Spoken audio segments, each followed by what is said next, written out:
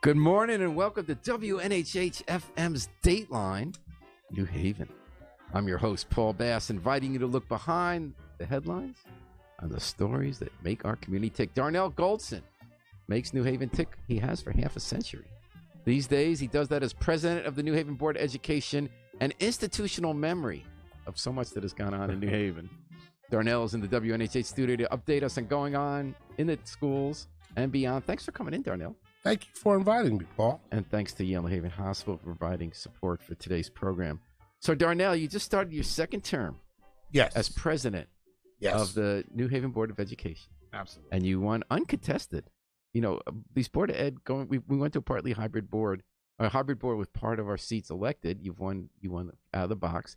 We thought it was going to be a big democracy thing, and you ended up being unchallenged both times, right? Yes. Why is that? People don't want to run for Board of Ed? People don't want to run for a lot of things. That's true. You know, you're right. Like Alder, like Ward 14 is the vanishing Alder all the time. The city clerk's office was uncontested. I thought Sergio, he dropped out, right?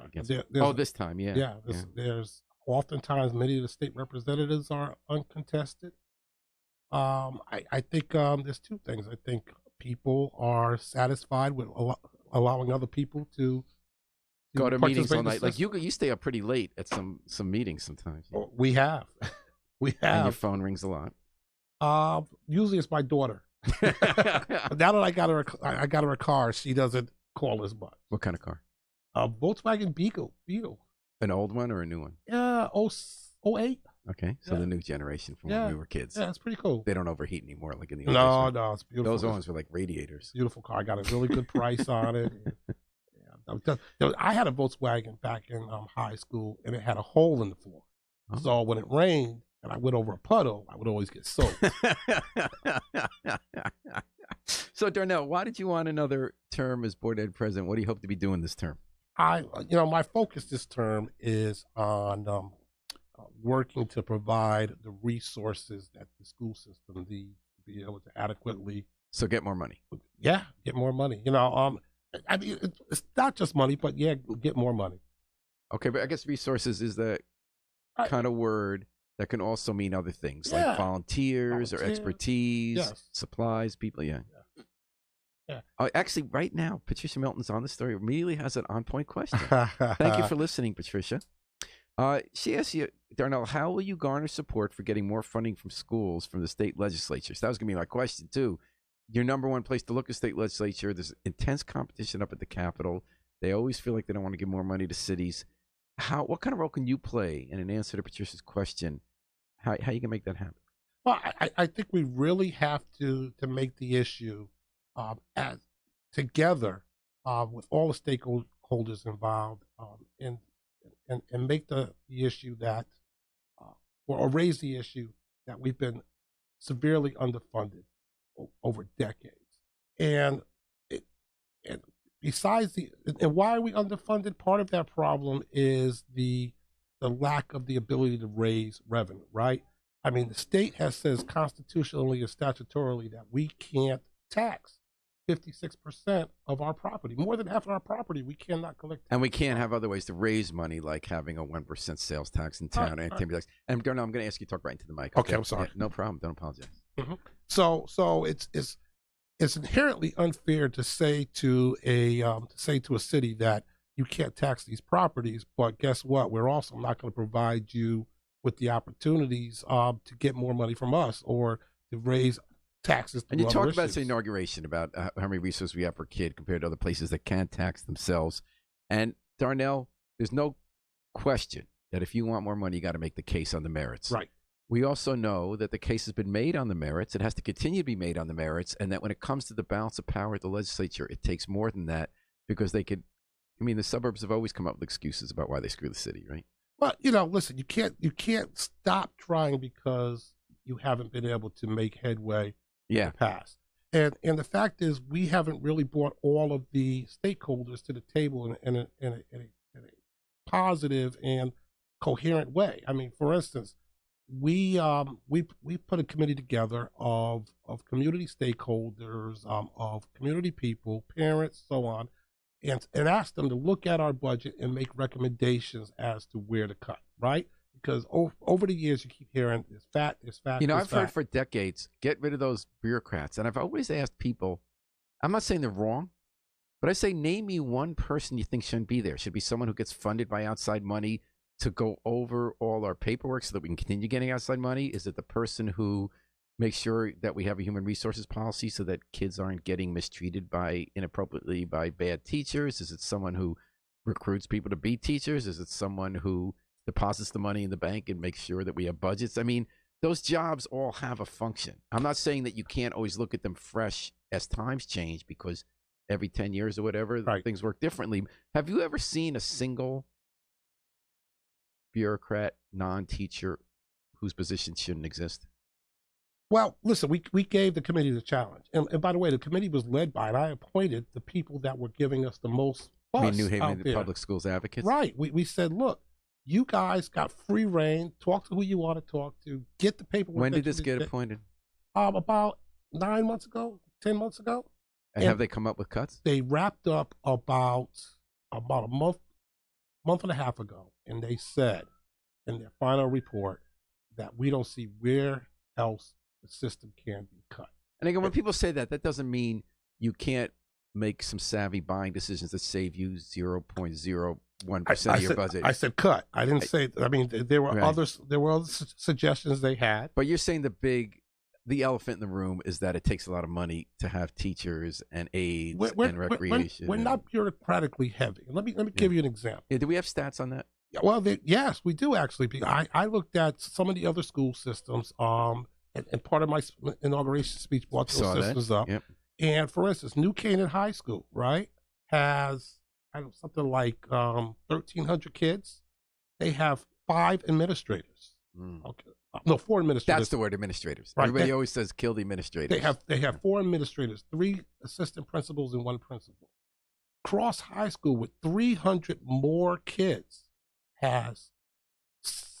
have 4. We have 5 administrators in Cross with 300 more kids. Mm-hmm. So, that sounds right. The same ratio. Well, the ratio was about the same, about 300 and something kids per student and whatnot. But the point I'm making is that in order to be a top school, you need to do what top schools do, right? So I looked at those top schools to figure out what the differences were between what we do. What did you find out? I found out that we're underfunded. They spend $21,000, $22,000 a year on educating their children. We spend $14,000, $15,000 on a good day. Money matters. Money. And don't we have higher costs because of special ed and stuff like that? It doesn't make a difference, right? The fact is that that kid in TAG gets funded. That's talented and gifted program. Right. Gets funded at $14,000, $15,000. Eric Russell's watching. Rashida Will and Fiddle's watching. Thanks for watching, folks, and listening. You got an audience, Darnell, already. Bob McCormack says, my good friend Darnell, Bobby, are layoffs possible in the school system? I don't know where. I mean, the advocates said that they weren't possible. I've made a commitment that I am no longer going to look at reducing services to our children because we're underfunded. Mm-hmm. I mean, if they want us to stay within budget, then give us a realistic budget. They haven't done it. Layoffs is not an option for me. Absolutely not. So you no longer be looking at cutbacks to... No, not at all. And then, so what happens... So who are these new stakeholders you're going to bring to the Capitol? Well, the advocates are certainly engaged and want to do that. So you were at odds with them before. Are you guys now together? I don't think we were ever at odds. I think that. There's a lot of tension there. They were very critical of you, and you didn't like the tone and all that kind of stuff. That's true, but at the same time, that's democracy. Yeah, and I wasn't saying it's bad. I'm saying that's what I've said. I've always been comfortable with democracy, and I'm sure that in the future we will have disagreements. I think we will have agreements, and where we have agreements, we could work together on this issue. We agree that we need to bring more funding to the school. The advocates are on board. I had a very good conversation with the Yale representatives at the inauguration, and they want to come on board and be a part of the team to go up to the state. Who did you speak? Did you speak to the president, Salvador? Yes, I did. Yeah, I saw him sitting in the front row while you were speaking. I was kind of watching the reaction. I felt like what was going through his head is, oh, good, they're not trashing us, maybe.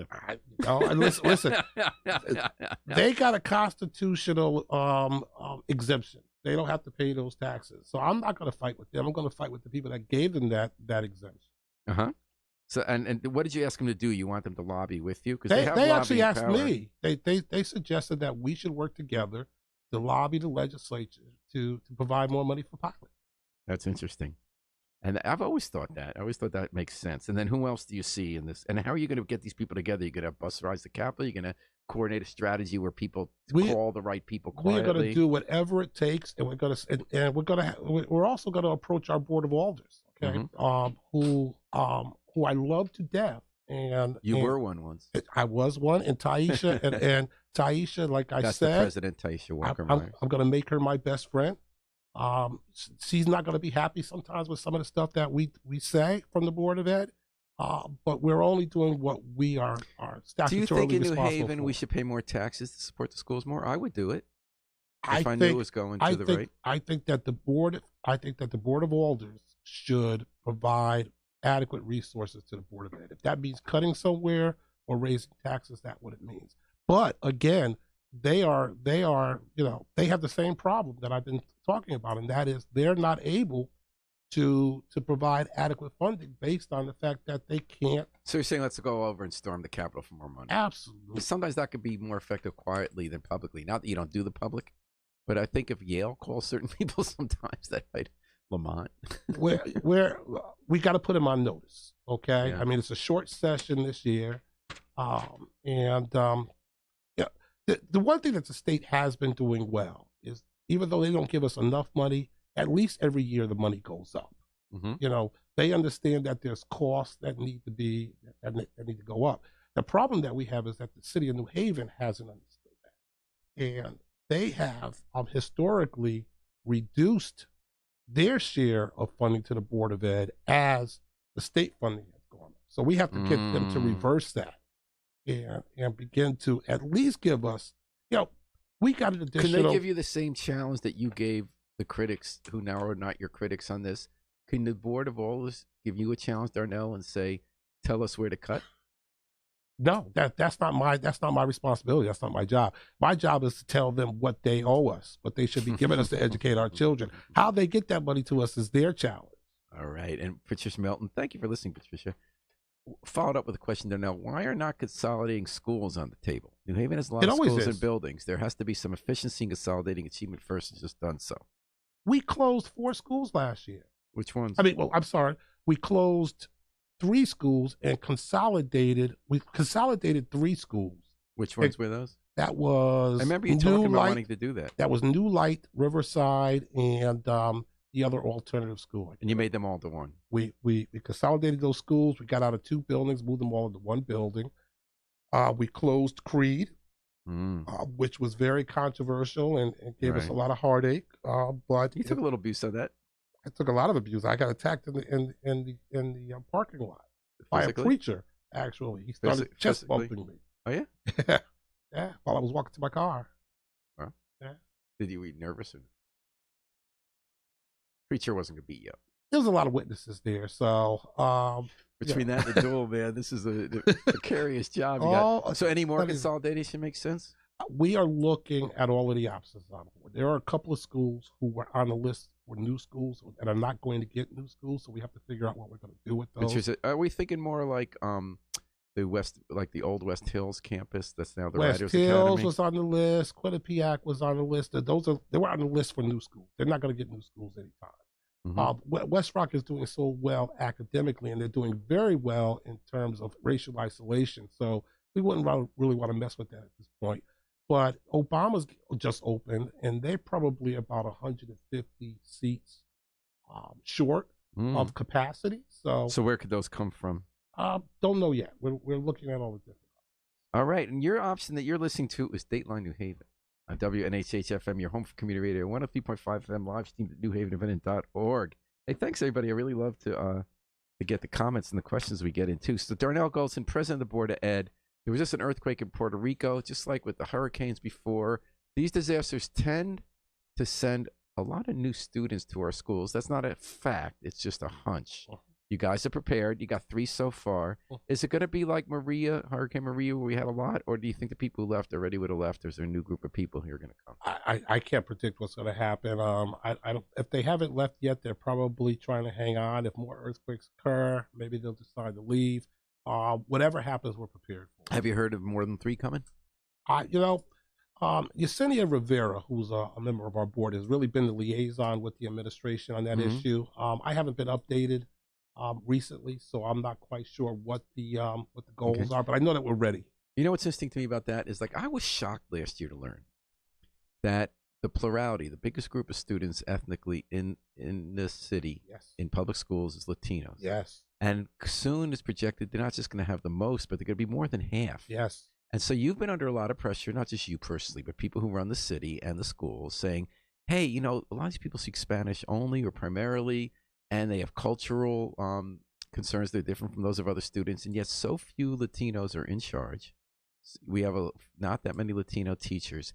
How are we addressing that? Well, you know, I don't think we're addressing it quickly enough. I know we on the board has directed the superintendent to make sure that she's going out and doing some additional recruiting and keeping an eye on diversity. You know, our system is becoming very multicultural. It's not just Latinos. We also apparently, I think the second largest language spoken in the school system may be either Chinese or Arabic or something like that. That's interesting. Yeah. So it's that's not. Right. We think of immigration as only Latino. It's not. No. So and I think there's something like 20 or so different languages spoken in the school system. So we have to put a real effort into focusing on that. I think we will this year, especially after. I think we're getting a little push with this new law that we need to teach Black and Latino studies. I think that'll push us towards thinking about it a little more and bringing those kind of folks in who can help us with doing that. Yeah, Patricia Milton's keep coming with the questions. Thanks, Patricia. This is something, she's carrying something that you raised for the first time along with Tamiko Arthur Jackson last year. You had a plan where you wanted to charge the suburbs tuition when they send their kids to our regional magnet schools. Now, Patricia asked, are you going to continue that? Can you keep up the pressure on the state? That might have been one of the biggest stories of last year, though. It got at least attention because nobody was mad at each other in the end.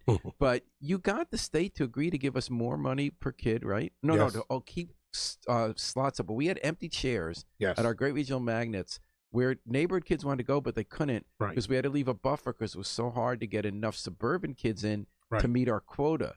So that the whole idea of having more magnet schools for the district, for the region, to meet the Chef versus O'Neill desegregation case, ended up backwards, as you pointed out. Yes. Supposed to create more opportunity for people of color.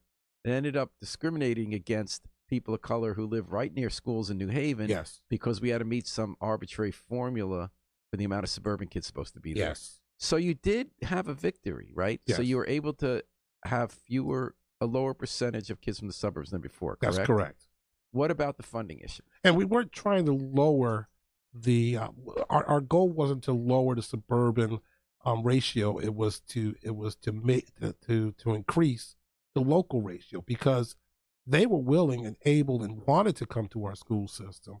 The suburbanites weren't flocking to our doors, and we were leaving seats. Right. Let's think of Davis. We had a woman there who was trying to move there to send her kid to the school. Yeah. Right. So we were leaving seats open because we didn't want to get an imbalance and then get fined by the state. We got fined like something like $200,000. Right. And they undid that, right? Right. So what we were able to get was one for them to give us a buy on the fines for 2 years. Now we're working on getting the racial isolation either reduced or eliminated, and just having a suburban, urban. Does that mean we had to find more white kids from the suburbs? That's exactly what it meant. So black kids from the suburbs didn't count? No. That always struck me because Chef versus O'Neill has now been settled, tentative agreement. That always had to do with Hartford schools, but it opened up all sorts of, and it's been going for 30 years, it opened up all sorts of money for us to build these regional magnets. And you know why? The state didn't want 20 other cities filing lawsuits.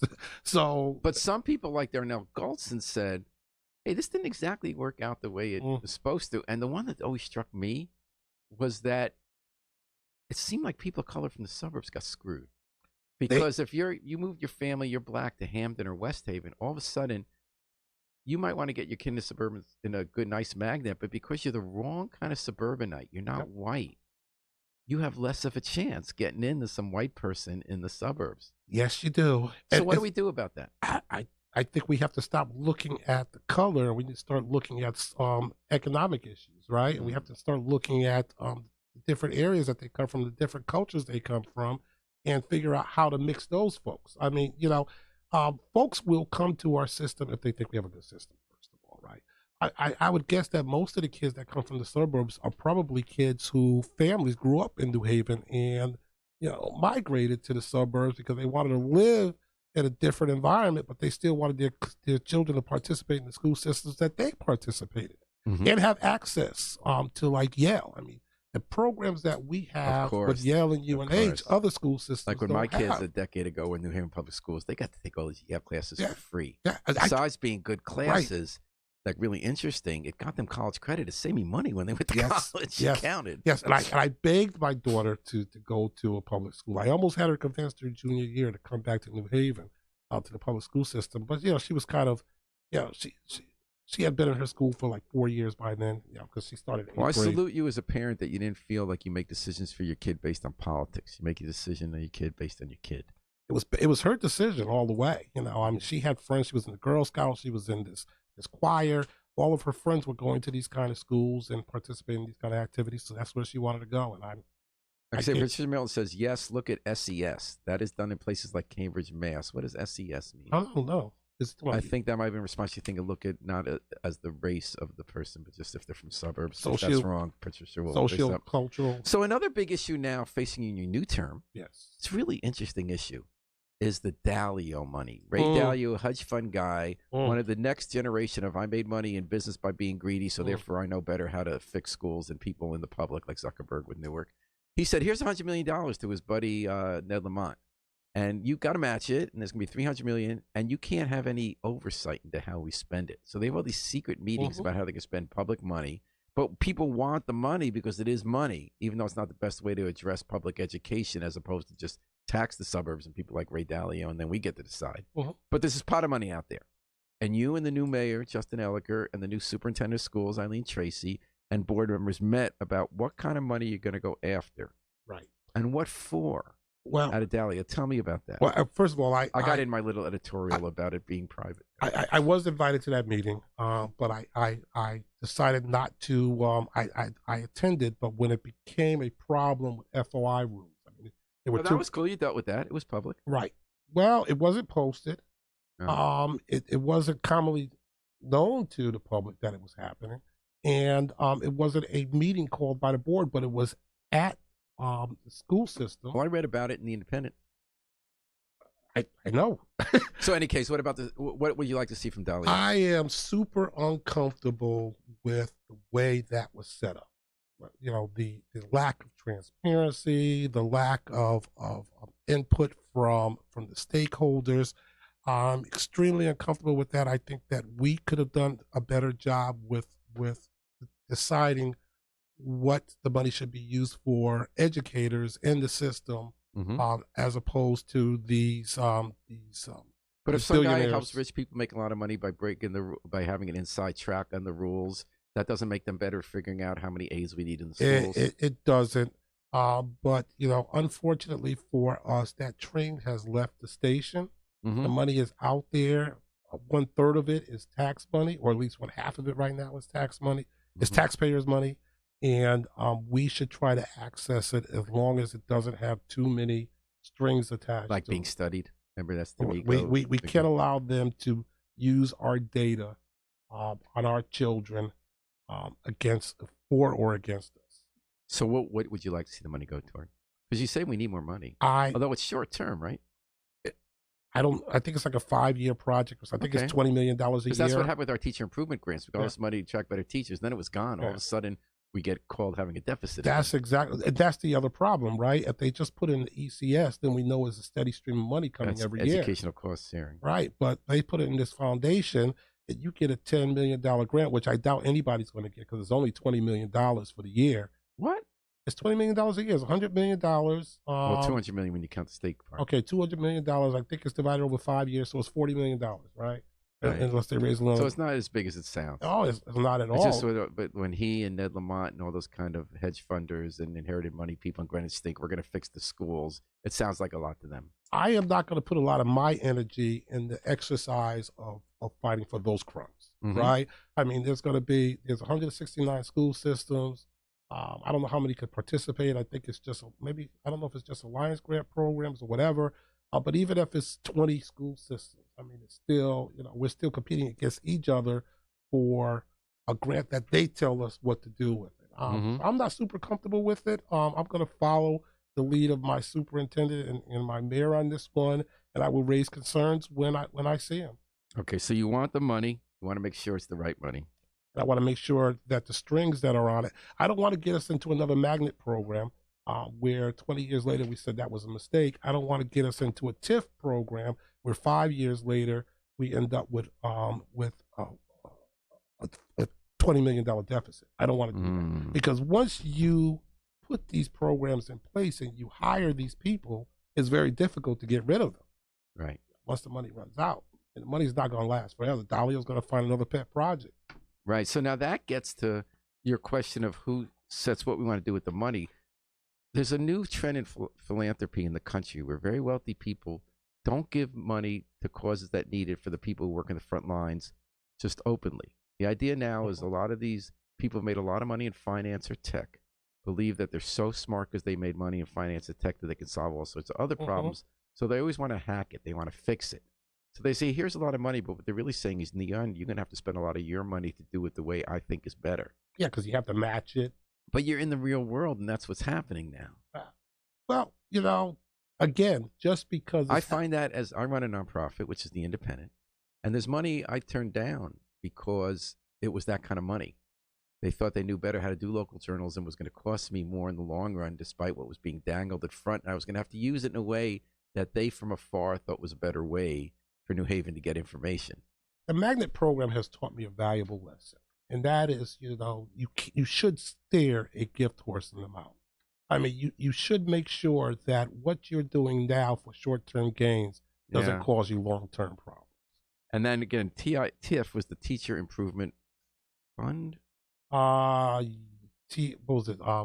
It just went out of my head because. But anyways, it helped us. It gave us money for teachers, and then it ran out. So how did we deal with that? We started making cuts. We started carrying deficits. We started closing schools. We started laying off part-timers. We started consolidating our custodial services. We started doing a lot of things to start making those reductions. I mean, we reduced it from 20 million to 2 million last year. We shouldn't have had to do that because we probably should have had at least $5 or $6 million. We got a $3 million more from ECS last year. The city got $3 million more for education, yet they flat funded us. No, they gave us $1 million. So where'd that other $2.7 million go? What they did is they reduced their share of education. Right. They've actually reduced their share of education by $5 million over the last 3 years. They went from 33 million, by $3 million. They went from 33 million to 30 million of their share. But that's in same dollars, like when you're talking about same dollars. So that's actually more than 3 million. Because the state goes up every year in the ECA grant, but the city either stayed solid or lowered. Well, they never lowered it, but they stayed solid, right? So if we get another $3 million from ECS, which is education money, they give it to the city then moves it over to us. The city will give us that extra $3 million, but then they take $2 million off of their contribution to education. Because at the end of the day, our system is not just funded by state funds. The city always kicks in, right? New Canaan kicks in 61% of its budget is taxpayer. 61% of its entire city budget is education, right? New Haven, 34% of its entire budget is education. And out of that, if you take the state money out, by the way, New Canaan doesn't get any state money, but they get like $100,000. If you take out the state money, our contribution is somewhere around 16% for the taxpayers. And you hear about that on Dateline New Haven, WNHH-FM, your home for community radio, 103.5 FM, live, newhavenevent.org. We're talking to the Board of Education President, Darnell Goldson. But I want to ask you something that doesn't have to do with the schools. Yes. Because you were the one last week weighing in on the web, and we're talking about the future of the Dixville neighborhood. Dixville, the oldest, predominantly African-American neighborhood in the city. It might, everyone talks about downtown, which is going under huge change. I would argue that it's possible that Dixville is going through even bigger change. When you really look at, you piece together a project here, a project there, there's a lot of investment and a lot of energy going into that neighborhood. Just looking off the top of my head, Dixville Plaza, built during urban renewal when they destroyed half the neighborhood. It was a co-op for small business. It's seen better days. The place kind of falling apart, and its main tenants are moving out across the street. But there's going to be a new Dixville Q House, tens of millions of state dollars going to build that. New homes as well, expanded for Stetson Library and Cornell Scott. 201 Munson Street, which is on the border of New Hallville and Dixwell, an empty old factory there at Science Park, cleaned up environmentally, close to 400 apartments, 90% of a market rate. Down the street, Beulah Heights, the old Joe Greats lot where he did the ribs and where there was once a big car repair place. They're talking about building 100% affordable housing. That's been a little bit kept down, but it could work. Dixville Plaza, as I mentioned early, Concord, which is an African-American-led nonprofit, which trains people for jobs like phlebotomy and, take draw blood at the hospital or food service. They're also investing in businesses to create jobs in those fields. And they're buying up Dixville Plaza with plans to completely remake it. There have been divided opinions on all this, Darnell. You have a history, a lifetime of knowing about that neighborhood, connection to that neighborhood. What do you think about the changes we see there? Well, changes are inevitable, right? But I grew up in that community. I mean, I'm old enough to remember, but young enough not to really be involved in all of the stuff that was going on there. I mean, I remember when my uncle owned a record shop on the corner of Admiral Street in Dixville. Oh, yeah? Big Jim's record shop. Big Jim's. Yeah, I used to play in the yard there. My mother used to work in the record shop. I used to play in the yard. What kind of records? Oh, at that time it was the late '60s, early '70s. So the best time, right? So it was all the records. A couple of doors down. What's the first record you got from there? I was too young. I listened. No, you weren't. I didn't, what year were you born? I couldn't afford to buy records then. I needed Big Jim. He owned the place. He couldn't give you a record? Well, my mother worked there. My mother and father got records all the time. Okay, so you got to hear those. Yeah. What do you remember hearing? Oh, man. Marvin Gaye. Yep, that was the time. I was turned on by all that old stuff. My family still looks at me. Old school. My wife gets in my car and she always knows she can change the station because I do the old soul station. Yeah. But, there was Big Jim's record shop. Then there was a couple of doors down. There was a headquarters for the Black Panthers, and I remember that because my father was a Black Panther. He was actually one of the guys that was wiretapped by the police department. One of the 4,000. Yeah. They 6,000. wiretapped everybody, but he got a small payment on it. I remember I was young. Everybody got $1,000 to $6,000 depending. Like George Edwards got the max because he was wiretapped the most. The Yale professors got the least because they were the least. How much did he get? It was $1,000 to $6,000. Man, they didn't tell me that. I was like 7, 8, 9, 10 years old. What did he do in the Panthers?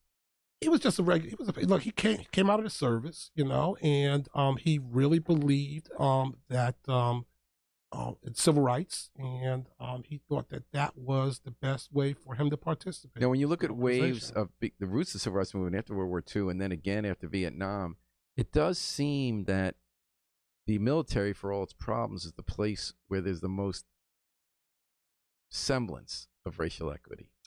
And then when let me tell you a story about soldiers that. come back, and they come back after fighting abroad or serving abroad and seeing how it's still the same old segregation here, often turn to radical activity or civil rights. My father served in Korea, and I remember a story that he told us about how he was going down to they were on the train going to training camp down in Paris, whatever the name of the training camp is. He was a Marine.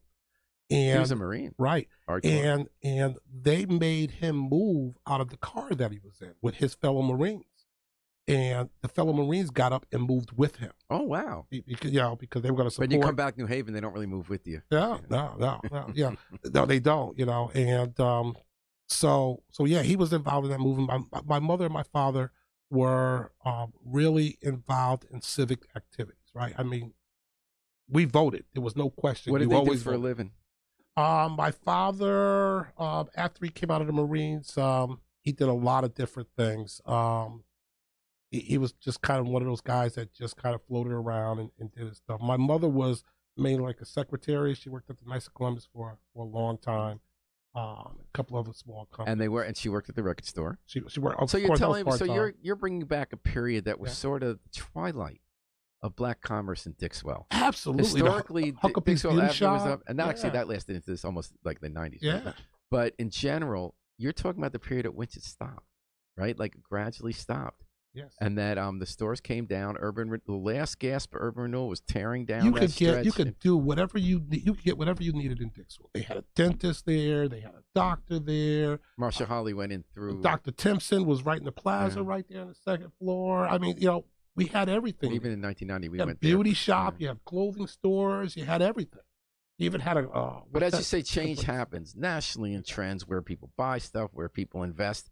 So Dixwell Plaza has been run down, and now Concours is going to put a lot of money to do a mixed-use development. People live in stores and offices. Some people say that's gentrification. Some people are calling it Yale. I'm trying to understand why that's being called Yale.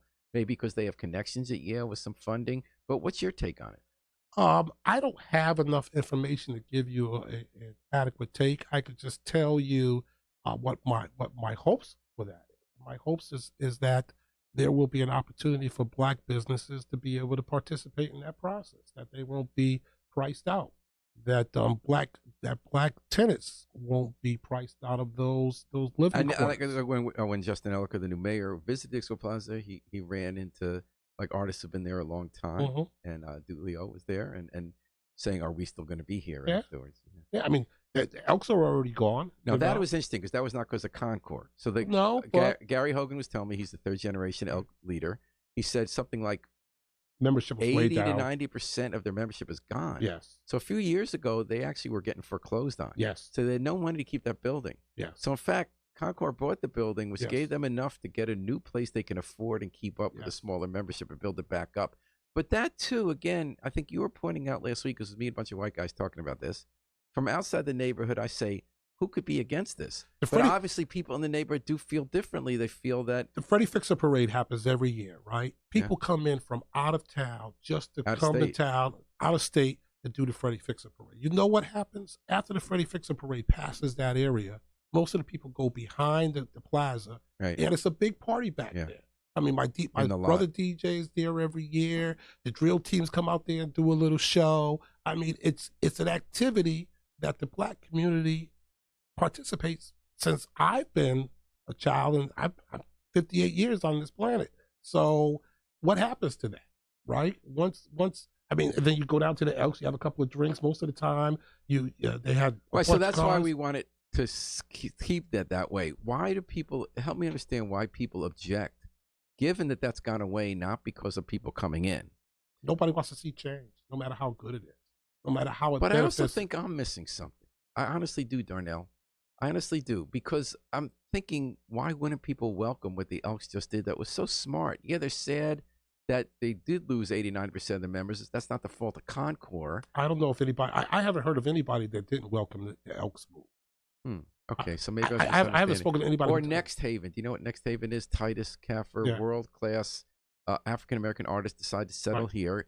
Attract a lot of money investment, took a vacant factory in McAllister, Bricknell, turned it into this like combination community and big shot artist place. So some artists live there, do studios. You have community programs with the kids. Kind of had pretensions of being, New Yorkish, but also Dixwell-ish. That's not seen. That's not embraced. So what am I missing there? Does it seem elitist in Yale? I could tell you from my own personal experience, it's hard. It's hard to have those kind of memories and know that that it won't exist anymore, right? I mean, Dixwell is not the Dixwell it was when I was a young person, and we can't make it be that Dixwell again. But we can think about what was great about it and have it continue to be that. Right, and what was great about it was that there were black businesses that participated in it. And so that the ones that were still there, like Dulio, you want to make sure they do remain, right? Absolutely. But you also want to look at where commerce is now, so that the other black businesses you get in, it isn't necessarily the record shop. Maybe it is, but maybe if your parents are around now and your uncle, maybe they'd have a different kind of business, like maybe food cart, or it'd be a restaurant or a. Just because people voice a concern about what's happening doesn't mean that they're absolutely opposed to it. Oh no, it's important to hear that concern. Right. There's a second reason, right, which is that what destroyed Dixwell to some extent, and parts of the city, well, in urban renewal and many other neighborhoods, was the confidence of people like me that all these well-intentioned plans to change everything would work in everyone's benefit. But in fact, urban renewal, a lot of people believe, while some very good things happen, like the Cornell Scott Health Center, a lot of times people with money made out, and people who got scattered, the time. And the people who got scattered did not benefit. It's not a lot of time; it's all the time. So that's why it is important to have people say, "Don't be so sure you're right." And we've been through that experience. Good intentions. Even if there's good intentions, and half the time I just think it's about making good money. But even when there's good intentions, you don't know what the results are going to be. Like, again, the magnet probe. There were good intentions in putting that together, but we didn't realize how it would affect us. So maybe the answer partly is listening to people and have them involved, rather than doing it for them. Yes. All right, Darnell Goldson here on WNHH FM. Darnell, back to schools. Got a few minutes left here. What have you learned new? Like, you've had a whole history in the schools. You were at Hills High School. You were student body president. You came back. You've been a lawmaker and an activist in New Haven for decades, involved in politics, state policy, and now you're running the Board of Ed. What have you learned new in this latest job as president of the Board of Ed? I think the biggest thing I learned is that, when I joined the Board of Alders, I figured there was a lot of fat in the Board of Ed. When I joined the Board of Ed, I assumed that there was a lot of fat, and I was going to come in and help cut it. I learned, I think the biggest thing I learned is that there's not a lot of fat. I mean, just honestly, there are people who are problematic who may not be doing their jobs at 100%, maybe only putting in 75%, whatever it is. There are those people out there, but the overwhelming majority of people that work for the Board of Education, they do it because they care and because they want to be, they want to help provide a great educational experience for our students. And of course, they also protect their own interests. If someone is being threatened, their job's being threatened, they're going to fight for it. I get that.